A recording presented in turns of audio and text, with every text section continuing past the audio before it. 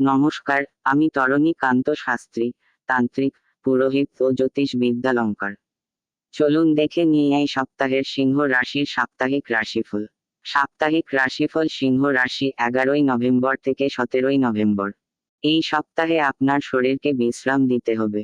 যেহেতু আপনি সাম্প্রতিক সময়ে অনেক মানসিক চাপের মধ্যে দিয়ে গেছেন, এখন বিশ্রাম নেওয়া আপনার মানসিক জীবনের জন্য উপযুক্ত প্রমাণিত হবে।